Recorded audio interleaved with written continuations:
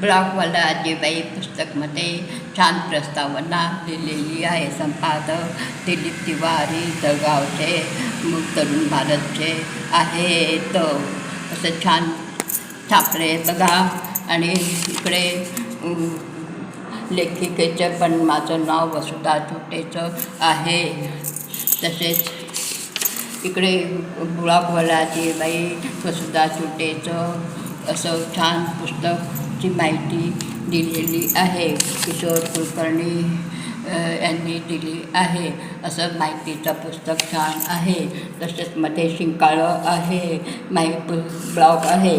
इथे काही पदार्थ दाखवले आहेत. छान पदार्थ आहे. वसुधालयाचं छान पुस्तक आहे. हे असं वसुधालयाचं छान पुस्तक आहे. ब्लॉगवाल्याची